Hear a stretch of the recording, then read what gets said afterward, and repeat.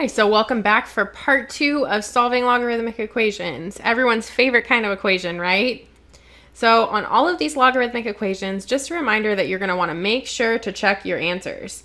So with logarithmic equations, you might remember that not every number is in the domain of a logarithm, which means that if you're getting anything negative inside your argument of a logarithm, you have what's called an extraneous solution. And that means that you got the solution through valid algebra, but it's just not in the domain of the original equation. And we're going to be careful to be on the lookout for those. So let's jump in on something a little bit easier. Let's look at number 1, ln x equals 10. So I want you to remember that ln is log base e. We can rewrite this for our own purposes, but it's not considered good notation to write it that way. But now that we see it in the base notation, it might be a little bit easier to remember that you have base to the power equals the argument. So e to the 10 equals x. And that's pretty much the whole thing right there. Let's move on to number 2. ln of 2 plus x equals 1. So again, the base is e, and probably the most common thing that I'll see students do is instead of writing it in logarithmic form before moving to exponential, they'll come in and they'll do a little base to the caret. And what that means is you're raising both sides of your equation as the power of that base. So that means that and I'm only going to write this step this one time because it's kind of redundant once you've seen it once. You are allowed to do this with any base, and you have to make the entire left side the power on the left and the entire right side the power on the right. So if there's multiple terms, you want to make sure that you condense before you do this. And we'll see examples like that. Okay, so now that we see e to the power of ln, those are inverse functions. They cancel each other out. Some students will do a line through to indicate, oh, these two are inverses, they cancel out. And then you'll see 2 plus x equals e.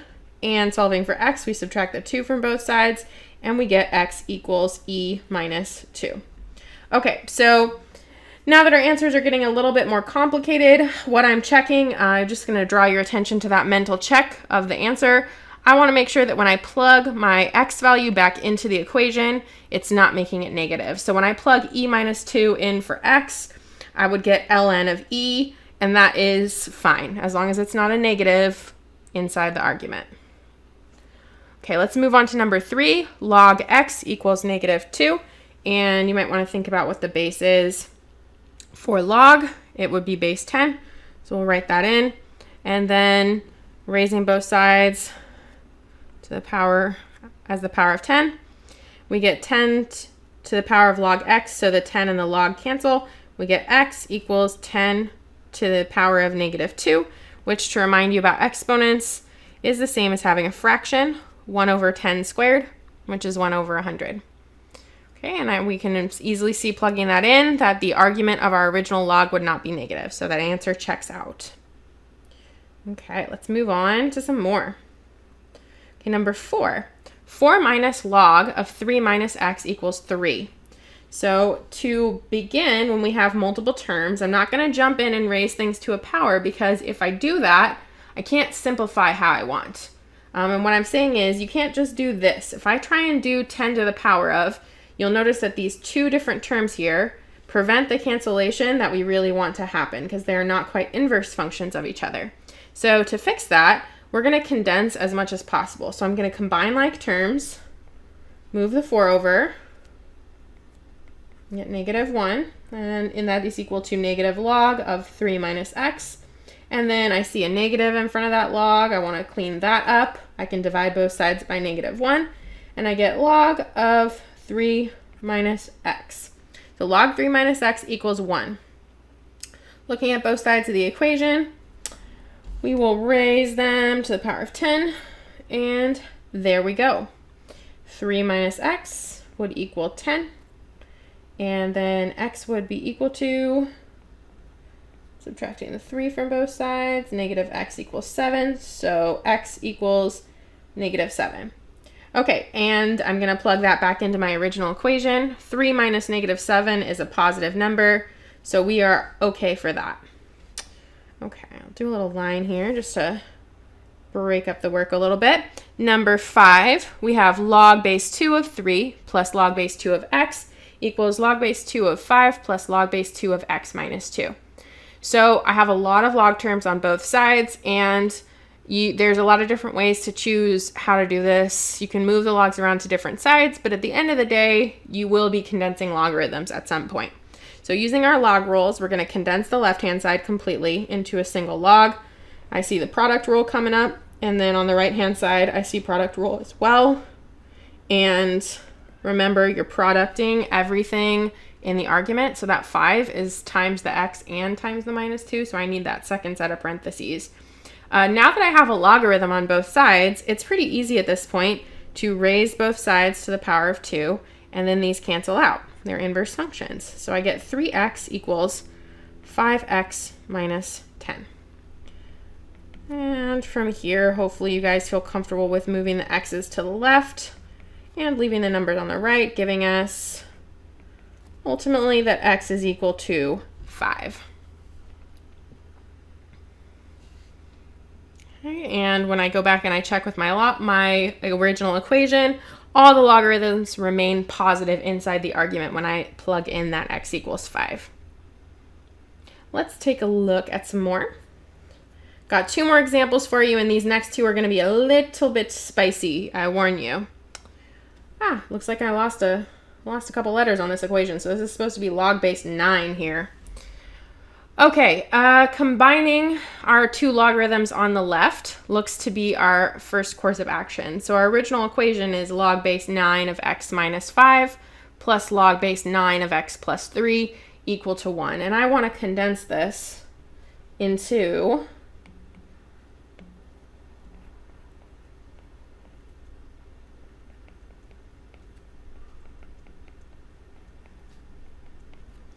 log base 9 of x minus 5 times x plus 3 equal to 1.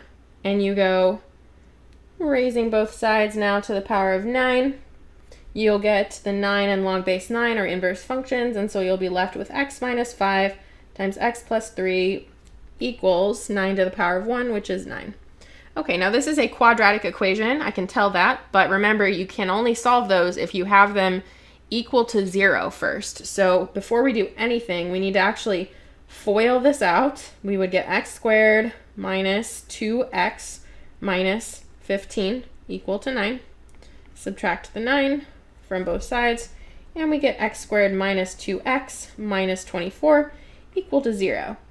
Now when I take a look at that left-hand side here, I want to make sure that I have quadratic as simplified as possible so that my options are I could either factor this or I could do quadratic formula. So make sure that your x squareds are combined, your x terms are combined, your constants are combined before you move into that quadratic formula. And same thing for factoring. So when I look at this, this looks easy to factor to me. I'm thinking about things that are going to add to the negative 2 and multiply to the negative 24. And right away, the numbers 6 and 4 are jumping out at me. So x minus 6 and x plus 4 are going to work. And my 2 possible solutions are x equals 6 and x equals negative 4. Now again, we want to make sure that we check, and it looks like for the first time, we're going to have an extraneous solution. So let's isolate what's going to happen when I plug in that x equals negative 4. Negative 4 goes into the left, and right away we see a problem. Negative 4 minus 5. I don't even have to keep writing the equation, though I certainly could, because I can see already that one term is going to have a negative inside the logarithm. And just to reiterate this, I've said it in a couple of videos before, but I will repeat. When you have a negative number inside the argument of a logarithm, you have to think, is that it should be illogical to you, because how can you raise the base to some power to give you that negative 9? You physically can't, because when you multiply a 9 times itself, it's only going to stay positive. You can't suddenly get to a negative. So it's illogical. This is what it looks like when you get an extraneous solution. So I'm just going to make sure to cross out. You do not have to erase your work. You didn't make a mistake. but that x equals -4 is an extraneous solution, so make sure to cross that out for me. And it is my preference that you please don't erase, because I want to specifically see that you get all the possible solutions and then that you check between them what's going to be your actual solution. Okay, so keeping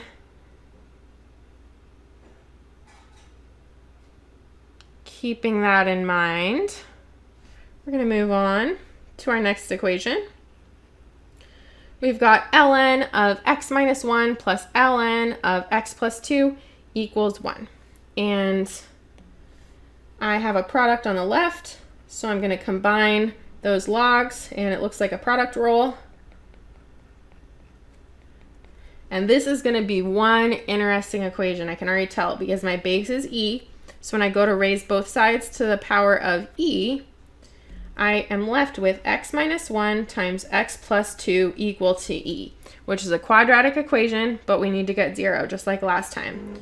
So we end up getting x squared minus x minus 2 equal to e.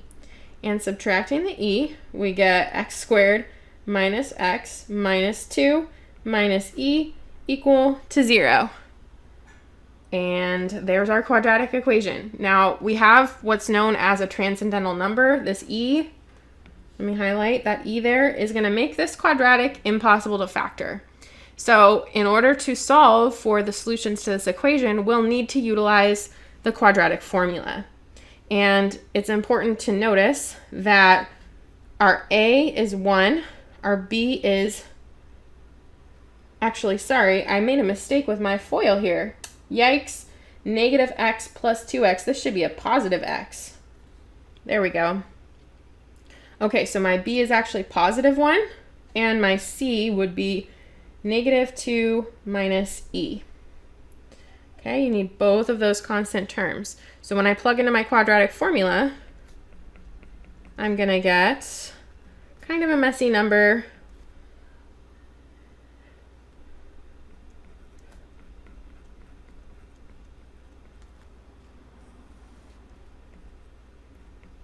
Okay, so I will get negative 1 plus or minus the square root of 1 plus 8 plus 4e. All of that is over 2.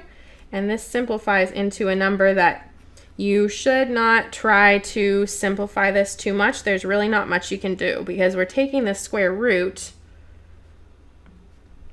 We are taking the square root of something with an e. So there's really nothing that we can do to simplify this, these two solutions. These are our exact solutions. So when someone asks you for an exact, we would highlight these. But here's the problem, and we saw it last time. The more complicated your logarithmic equation, the more careful you have to be checking it. So I'm a little concerned that particularly the negative 1 minus the square root, I believe that's going to be a number that causes some problems for us. So what I'm going to suggest we do is we go ahead and plug these numbers into our calculator to get a nice decimal approximation for the numbers so that we can plug them in to the original equation and see if either of them are extraneous. So switching over to your calculator, go ahead and pop those in. And I'll do so over here as well.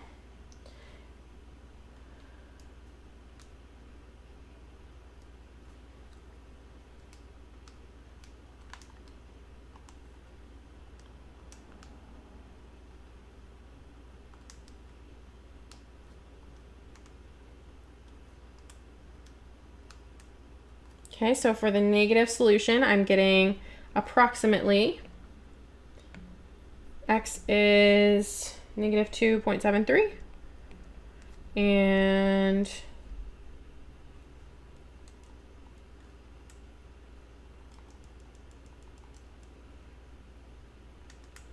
the other solution would be approximately 1.73. So I'm rounding, but that'll give us enough information to know if we have a false positive. So let me adjust our zoom so we can see the original equation here.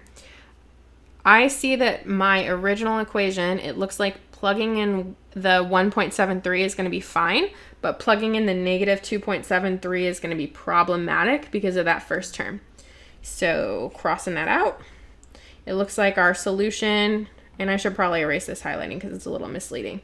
Our only solution is going to be x equal to -1 plus square root 9 plus 4e all over 2.